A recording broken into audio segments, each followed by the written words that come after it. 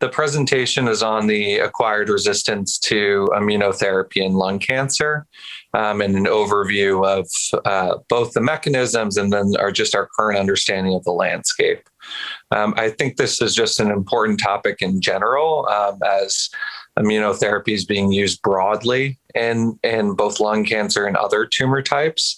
And we're learning more and more that patients who have responded initially to therapy may develop resistance later on, what we call acquired resistance.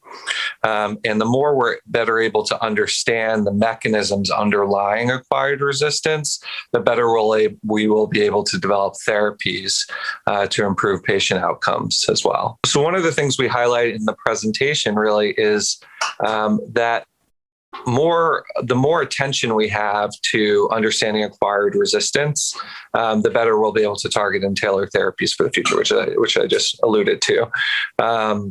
Currently, we've seen with targeted therapy that a great deal of the understanding of resistance has led to newer and better therapies. For example, in EGFR mutant lung cancer, you have osimertinib, which was targeting a resistance mechanism to earlier targeted therapies.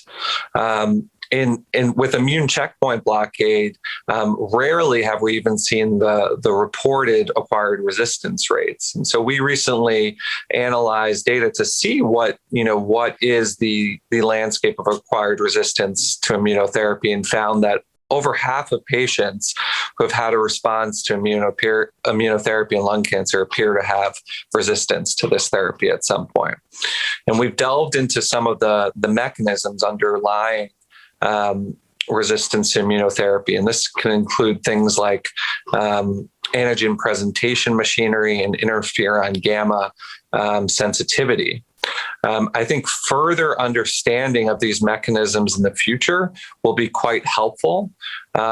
Because if you look at the current studies that have been published, there's really been limited number of reports. And among those reports, about a large population of the patients haven't actually had identifiable mechanisms of resistance. So I think moving forward, the better we can understand these resistance mechanisms, the better we'll be able to develop next generation immunotherapy treatments.